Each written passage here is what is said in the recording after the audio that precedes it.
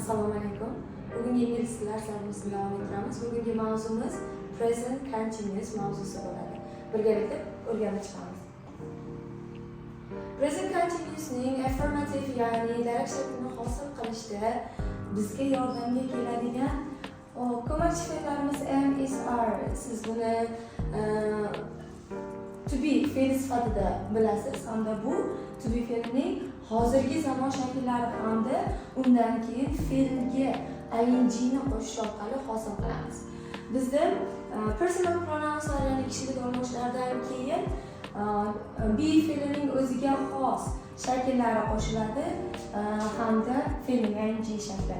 I'ga nisbatan am dan foydalanamiz hamda writing, speaking bo'lishi mumkin. He, she ga nisbatan is hamda fe'lning ing shakli, we, you, they ga nisbatan are hamda fe'lning ing shaklidan foydalanamiz. Hop, am, is, are ni long form ya'ni to'liq shakli hamda qisqargan shakli mana bu yerda berilgan. They are writing now ya'ni ular hozirda yozishyapti. Ko'rib turganingizdek, they bizda subject hisoblanadi. Are to be fe'limiz hamda write fe'liga ing ni qo'shish orqali biz present continuous ni hosil qildik. Present continuous aytib o'tishimiz kerakki, o'zbek tilidagi yapman, yapti kabi qo'shimchalar bilan to'g'ri keladi. Ya'ni they are writing now, ular hozir yozishyapti. Yoki bo'lmasa he is watching a cartoon, u multfilm tomosha qilyapti shaklida hosil qilar ekanmiz. Bizda har doim ham subject ya'ni ega he, she, it bilan ifodalanmasligi mumkin. Uning o'rniga your sister, your mother or our teacher kabi subjektlar bo'lishi mumkin.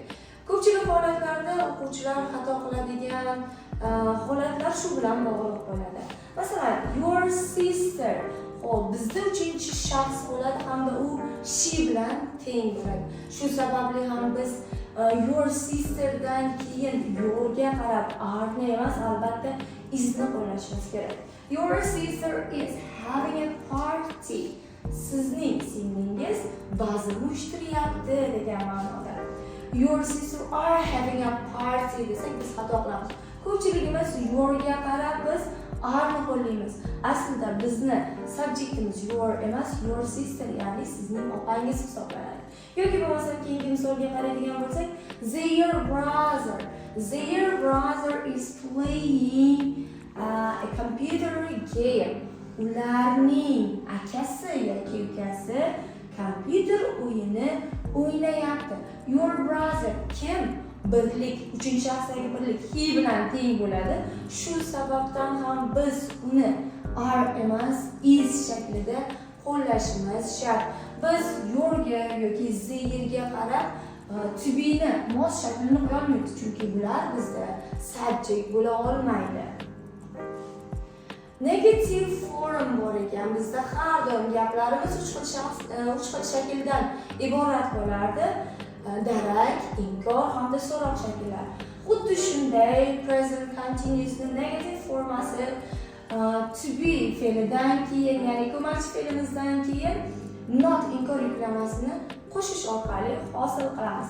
Subject to be shakllari hamda not inkor yuklamasi undan keyin ing shakli. Bu esa o'zbek tiliga mayapman, mayapti shaklida tarjima qilamiz. Masalan, he is not playing a computer game. U kompyuter o'yini o'ynamayapti. Yoki bo'lmasam they are not watching television now shaklida qo'llasak bo'ladi. Namuna sifatida bitta yozib ko'ramiz birgalikda.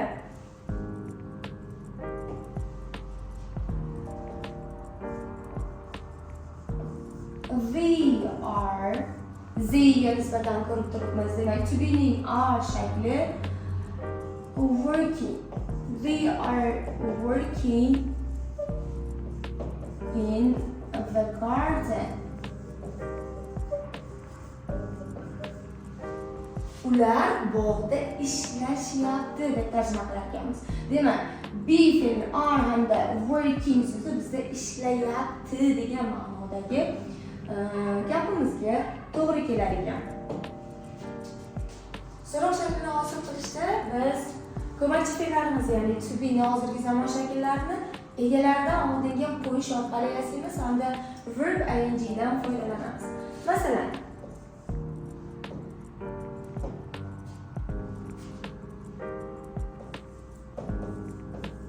are you, are ni egadan oldinga qo'yamiz. Are you writing an essay? Hamda so'roq shakli. Ya'ni siz essay yozyapsizmi degan ma'nodagi so'roq shaklimiz hosil bo'ldi. Yoki bo'lmasam is bilan beradigan bo'lsak, albatta he, she'larga nisbatan ishlatiladi. Yoki is your mom. Sizning oyingiz cooking palov. Oyingiz palov pishiryaptimi degan ma'nodagi so'roqlarimizni hosil qila olar ekanmiz. O'sha be fe'lini egadan oldinga chiqarish orqali. Ko'rib turganingizdek, birinchi gapimizda you, ikkinchi gapimizda esa your mom bizda ega bo'lyapti. Xo'sh, bu savollarga javob berishimizda qanday javob beramiz? Bu savollarga javob berishimizda albatta short answer, ya'ni biz yes yoki no kabi so'zlardan foydalanib javob berishimiz kerak. Sizning oyingiz ovqat pishiryaptimi yoki siz writing yozyapmisizmi degan gaplarimizga yes yoki no shaklida javob berishimiz mumkin. Masalan, are you leaving? Siz jo'nab ketyapsizmi? Yes, I am yoki yes, we are shaklida. Yo'q demoqchi bo'lsak, no, I am not yoki bo'lmasam no, we are not deb javob berishimiz kerak. E'tibor beradigan bo'lsak, biz to be bilan savol berganimizda albatta to be bilan javob berishimiz kerak. Biz bu yerda yes, I do yoki no, I don't shaklida javob bera olmaymiz. Chunki biz nima bilan savol bersak, albatta o'sha bilan javob beramiz. Yoki is she cooking delicious food? U shirin taom pishiryaptimi desak, yes, she is yoki no, she is not shaklida javob berishimiz kerak bo'lar ekan. Xo'p, bizda fe'llarimizga ing qo'shilishida bir nechta spelling qoidalarimiz bor ekan, ya'ni to'g'ri yozish qoidalarimiz bor ekan. Har doim ham biz to'g'ridan-to'g'ri ingni fe'lga qo'shib keta olmas ekanmiz. Xo'p, diqqat qaratadigan bo'lsak, biz odatda harfi, i harfi bilan tugaydigan fe'llarimizga ich qoladi hamda ing shaklini qo'shish orqali hosil qilar ekanmiz. Masalan, dance, raqsga tushmoq fe'lining fe'li i harfi bilan tugagan va biz i'ni tushirib qoldirib dancing shaklida qo'shar ekanmiz. Yoki ko'rib turganimizdek write so'zi bor edi. To'g'rimi? Write so'ziga ham bu yerda yozamiz. Write so'zi i harfi bilan tugagan, to'g'rimi? Biz i harfini tushirib qoldirgan holda writing shaklida yozishimiz kerak. Ko'rib turibsizki, bu yerda t dan keyin hech qanaqa i harfi yozilmadi, i tushib qoldi-yu ing qo'shildi. Ammo see fe'liga ing qo'shishda hech qanaqa i'ni tushirib qoldirmas ekanmiz. Next rule. Verbs ending in one stressed vowel between two consonants double the last consonant. Ya'ni bitta urg'u tushgan unli tovushimiz ikkita undosh tovush orasida kelsa, bizni so'nggi tovushimiz, ya'ni undoshimiz ikkilantiriladi ekan. Bunda run so'ziga e'tibor beradigan bo'lsak, ikkala undosh o'rtasida bitta u harfi, ya'ni urg'u tushgan harf bor ekan, mavjud ekan. O'sha uchun ham biz n harfiga ikkilantirib running shaklida qo'yar ekanmiz. Yoki get so'zi t ikkilantirib getting shaklida yozishimiz kerak ekan. Agarda siz get so'ziga to'g'ridan to'g'ri qo'shib ketadigan bo'lsangiz ing ni t harfini ikkilantirmasdan bu bizda xato spelling hisoblanilar ekan. Ammo open so'zi p hamda n o'rtasida i harfi kelishiga qaramasdan biz n harfini ikkilantira olmas ekanmiz. Bunda opening ing ni o'zi qo'shilar ekan xolos. Keyingi qoidamiz verbs ending in l double fat l and t is a ing suffix. Ya'ni l harfi bilan tugaydigan ba'zi bir fe'llarimiz unda l harfi ikkilantirilyapti. Masalan, travel, traveling, double l harfi bo'lyapti. Bitta l harfi ikkita qilinyapti. Verbs ending in ie drops ie and take y and ing. Bu ya'ni ie bilan tugaydigan fe'llarimiz odatda tushib qolar ekan. Xuddi mana shu harflar va y qo'shilar ekan. Bunga misol lie, lying, yotmoq fe'li. E'tibor bersangiz I hamda i harfi y harfiga o'zgaryapti. Yoki die hamda dying. Demak bizda i harfi y ga o'zgaryapti.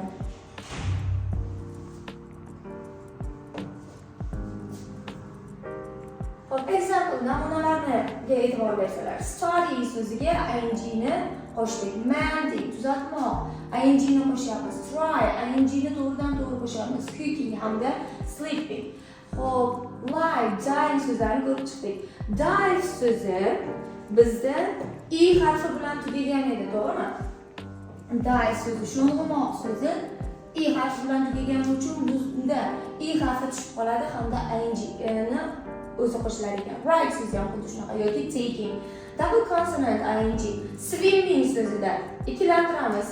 Shopping so'zida p ikkita yozar ekanmiz. Stopping so'zida ikkilantiramiz hamda sitting so'zlarida ikkilantirishga majbur ekanmiz, chunki bizda qoidamiz bor edi. Agarda xo'p so'ngida m yoki p ga o'xshash xo'p harflar kelsa, biz uni ikkilantirib yozishga majbur ekanmiz. Biz present continuous'dan qachon foydalanamiz? We use the present continuous for action happening now. Ya'ni biz gapirayotgan paytimizda sodir bo'layotgan ish harakatlar uchun ishlatar ekanmiz. He is reading a book right now. U hozir kitob o'qiyapti. Demak, biz gapirayotgan paytimizda u kitob o'qiyotgan ekan. Xo'p, keyingi foydalanishi for temporary action happening around now. Ya'ni hozir atrofida sodir bo'lyapti, ammo biz gapirayotgan paytda emas. Ya'ni bu temporary situationlar yoki actionlar bo'lar ekan. Vaqtinchalik ish harakatlar. Masalan, she's practicing for a concert these days. U shu kunlarda konsertga tayyorlanyapti deganimiz. Ayni gapirayotgan paytimizda u tayyorlanmayotgan bo'lishi mumkin, to'g'rimi? Ammo u shu kunlarda vaqti bilan tayyorlanib kelayotgani uchun biz albatta buni continuous zamonda qo'llashimiz mumkin ekan. Yoki shu kunlarda men tez dars qoldiryapman degan so'zimiz gapimiz bo'lishi mumkin. These days buni qanday tarjima qilamiz? These days I am missing my lessons. Shu kunlarda men darslarimni qoldiryapman shaklidagi gapimiz hosil bo'ldi. Aynan hozir gapirayotgan paytimizda emas, vaqtinchalik ish harakatlari uchun foydalandik. Keyingi qoidamiz, 3-qoidamiz always so'zi bilan biz odatda present simple-ni qo'llar edik, ammo present continuous-ni ham qo'llaymiz. Qachonki nimadandir noroziligimizni bildirmoqchi bo'lsak, biz foydalanishimiz mumkin ekan. Masalan, you are always interrupting me. Siz har doim meni bezovta qilyapsiz degan ma'noda. Xo'p, always so'zi demak bizda to be'dan keyin qo'llanilar ekan, to be'dan oldin qo'llanolmaymiz. Keyingi for fixed arrangements in the near future. Present continuous hozirgi zamondan tashqari kelajakni, ya'ni yaqin kelajakdagi ish harakatlar uchun ham qo'llanilar ekan. Bunda biz fixed, ya'ni o'zgarmas rejalarimiz uchun, o'zgarmas qanaqadir uchrashuvlarimiz uchun foydalanishimiz mumkin ekan. Masalan, he is flying to Milan in an hour. Ya'ni u Milanga 1 soat ichida jo'nab ketyapti. Xo'p, buni o'zgartirib bo'lmaydi, to'g'rimi? Fixed bu. O'zgartirib bo'lmas ekan. Hamda bizda yaqin kelajakda sodir bo'lar ekan. Yoki bo'lmasa aytsangiz bo'ladi. Men ertaga buvnikiga tashrif buyuryapman. I am visiting my grandparents or my grandmother deb gap so'raysiz. To'g'ri hisoblanar ekan. Shu gapimizni yoki yana bir namuna yozamiz. Xo'p, she u keyingi hafta partiya uyushtiryapti. Bu demak o'zgarmas hamda yaqin kelajakda sodir bo'layotgan ish harakatlar uchun ekan. Shunda biz qanday zamondan foydalanamiz? She is having a party next week. Keyingi hafta partiya qilyapti degan ma'nodagi gapni hosil qilar ekanmiz. Xo'p, bunda hozirgi zamonni emas, yaqin kelajak, ya'ni kelasi zamonni anglatar ekan present continuous. Time expressions. Demak, bizda signal so'zlarimiz yoki time expressionlar bor ekan. Present continuous. Now bilasizlar, hozir degan. At the moment, these days, at present, always, tonight, still kabi signal so'zlarimiz aynan ushbu zamonda qo'llashimiz mumkin ekan. Masalan, my mother is kicking now. Bizda hozir now so'zimiz signal so'z bo'lyapti. Keyingisi, they are leaving tonight. Bugun kechqurun ular jo'nab ketishyapti. Are the doctors wearing their uniform at the moment? Doktorlar o'zlarining formalarini ayni paytda kiyishyaptimi degan ma'nodagi gaplarimiz hosil bo'lar ekan, hamda bu so'roq gapimiz oxirida so'roq belgisi qo'yishimiz kerak. Keyingi gapimizga e'tibor beradigan bo'lsak, my brother is always using my books without asking. Ya'ni mening ukam har doim meni velosipedimdan so'ramasdan foydalanadi. E'tibor beramiz, bu yerda always so'zi bor va bizda nimadandir norozi bo'lganimizda foydalanyapti. So'ramasdan kitoblarimdan foydalanyapti degan ma'noda. Non-continuous verbs. Siz bilasizki, hamma fe'llar ham continuous zamonda qo'llanilmasligi mumkin. Bu fe'llarni biz holat fe'llar sifatida o'rganganmiz. Some words don't have continuous tense. Desak bo'ladi. Bular nimalarni tashkil qiladi? See, hear, feel, taste, smell kabi holat fe'llar yoki know, remember, forget, recognize, understand, notice, release, sing, sound, sing kabi fe'llarimiz yoki bo'lmasa hate, dislike, enjoy kabi fe'llarimiz, matter, need, belong, cause, prefer, mean, own, appear kabi fe'llarimizni biz continuous zamonda qo'llay olmaymiz. Uni o'rniga biz continuous zamondan qo'llamasligimiz o'rniga present simple dan foydalanishimiz kerak ekan, aynan mana shu fe'llar bilan. Masalan, that jacket costs a lot of money. Bu jaketning puli juda ham qimmat yoki ko'p turadi desalaringiz, demak cost fe'limiz biz continuous zamonda qo'llay olmaymiz. Shu sababli ham buni present zamonda qo'llashimiz shart ekan. Bundan tashqari ba'zi fe'llarimizni ikki xil shakli bo'ladi. Ba'zan holat fe'llarini anglatadi, ba'zan harakat fe'llari. Bu fe'llarga enjoy, see, hear, sing, have, has kabi fe'llar o'z ichiga olar ekan. Bu fe'llarimiz holat fe'llarini bildirganda hech qachon continuous zamonda qo'llanmaymiz. Ammo bu fe'llar harakat fe'lini bildirganda bemalol continuous zamondan foydalansak bo'lar ekan. Masalan, I enjoy reading books desak, men kitob o'qishdan rohatlanaman deyishimiz mumkin. Bu qaysi zamonda edi? Albatta, bu present simple. Biz aytolmaymiz buni. I am enjoying reading books deb. Chunki bu holat fe'l. Holat fe'llar odatda kamchilik zamonda qo'llaniladi. Ammo nimadir qilishdan rohatlanyapman deb. Xo'p, harakat fe'li bo'lsa, biz enjoy ga ing qo'shib kamchilik zamonda qo'llasak bo'lar ekan. Masalan, she is enjoying her vacation. U o'zini ta'tilidan rohatlanyapti. Yoki men o'zimni ta'tilimdan rohatlanyapman, bazmimdan rohatlanyapman desak, demak, vaqtimdan rohatlanyapman degan shaklda qo'ysak, bemalol biz continuous zamonda qo'ysak bo'lar ekan. Masalan, I am enjoying my time. Men vaqtimdan rohatlanyapman shaklida continuous zamonda qo'llab bo'lar ekan. Xo'p, keyingi mustasno holatlarimiz. See fe'lini biz odatda hozir ko'rib o'tdikki, ing olmaydigan holat fe'lidir. Ammo harakat fe'lini bildirganda ing olar ekan, ya'ni continuous zamonda qo'llasa bo'lar ekan. I see a bird in the tree. Men daraxtda bitta qushni ko'rdim desak, bu holat fe'li hisoblanadi hamda idrok fe'li hisoblanadi desak ham bo'ladi. I am seeing a bird in the tree deya olmas ekanmiz. Chunki bu holat fe'li. Holat fe'llarni biz continuous zamonda qo'lla olmaymiz. Ammo seeing fe'li uchrashmoq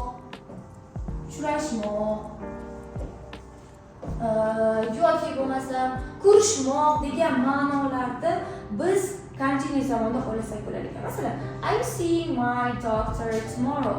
Men ertaga doktorim bilan uchrashyapman degan ma'noda yoki ko'rishyapman degan ma'noda continuousdan foydalanyapmiz. Keyingi my brother has a new bike deyapmiz. Bilamiz, has bu yerda egalikni bildiryapti, to'g'rimi? Biz hech qachon egalikni bildirganda has fe'lini ing shaklida qo'sha olmas ekanmiz. Yoki my brother is having a new bike deya olmaymiz. Sababi bu egalikni bildiradi ekan. Ammo biz bilamiz have so'zi have breakfast, have a party, have a shower yoki bo'lmasa have lunch kabi birikmalar bilan kela oladi. Shu holatlarda biz have so'zini continuous zamonda qo'llasak bo'ladi. Masalan, my brother is having breakfast at the moment. Ya'ni mening ukam ayni paytda nonushta qilyapti.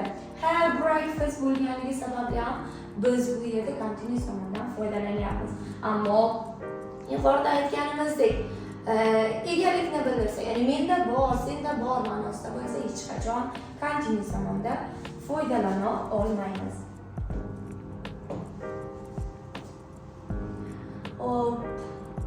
Mavzumizni mustahkamlash maqsadida misollar berilgan. Masalan, the kids play yoki plays yoki is playing. Qaysi birini qo'yamiz? Bizda now so'zi bor, to'g'rimi?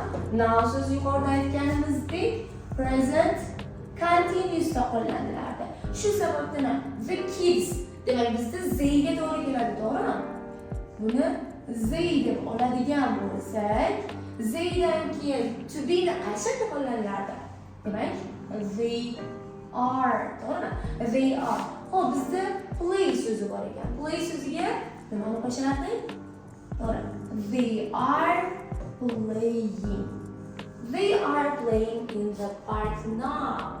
Ya'ni bolalar parkda hozir o'ynashyapti shaklida. Xo'p, keyingiga she'dan keyin biz be shaklini hozirgi zamon shaklida is shaklini qo'yar ekanmiz. Hamda study so'ziga ing ni qo'shar ekanmiz. She is studying for her exams at the moment. Ya'ni u hozir imtihoni uchun tayyorlanyapti. Uchinchi misolga qaraymiz. My mom bizda qaysi olmosh bilan to'g'ri kelardi? To'g'ri. Demak bizda she olmoshi bilan to'g'ri kelgani uchun ham biz undan keyin izni qo'yishimiz kerak, to'g'rimi? Cook fe'liga esa ing'ni qo'shsak cooking bo'lar ekan. My mom is cooking dinner in the kitchen. Oyim kechki taomni oshxonada pishiryapti degan ma'noda. Zdan keyin are qo'llanar ekan, to'g'rimi? Watch so'ziga ing'ni qo'shsak watching. They are watching a movie in the cinema hall. Ular kino ko'rishyapti o'sha sinema zalida, ya'ni kinoteatr zalida desak bo'lar ekan. Hop, 5-namunaga qaraydigan bo'lsak, the teacher. The teacher bizda 3-shaxs birlikdagi so'z hisoblanadi, to'g'rimi? Birlik ko'plik emas. U yoki she bo'lishi mumkin, yoki he bo'lishi mumkin.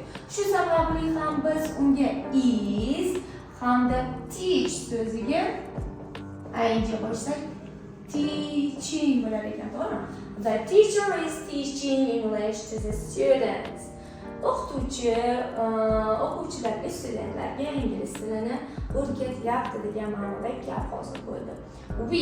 We dan keyin biz qo'yadigan so'zimiz to be ni are shakli, hozirgi zamon shakli, to'g'rimi? Have fe'liga ing qo'shamiz. Have fe'liga ing qo'shishda oxirdagi i tushib qoladi hamda ing bo'lar ekan, to'g'rimi? We are having a great time on our vacation. Biz demak, ta'tilimizda ajoyib vaqt o'tkazyapmiz shaklidagi gapimiz hosil bo'ldi. Hamda e'tibor qilamiz. Have bu yerda egalik ma'nosidagi bor bo'lmoq fe'limi yoki harakatni bildiruvchi fe'lmi? To'g'ri. Demak, bu yerda bor bo'lmoq fe'li emas, bu harakatni bildiruvchi fe'l bo'lganligi sababli biz bunga bemalol ing ni, ya'ni present continuous ni qo'sha oldik. Aks holda qo'sha olmas edik. To'g'rimi? Darsimiz shundan iborat edi. Present continuous haqida bilimlaringiz oshgan bo'lsa xursandmiz. Murojaat uchun bizni Telegram kanalida bemalol murojaat qilishingiz mumkin yoki YouTube kanalimizga a'zo bo'lib, keyingi videolarni tomosha qilishingiz mumkin. Rahmat.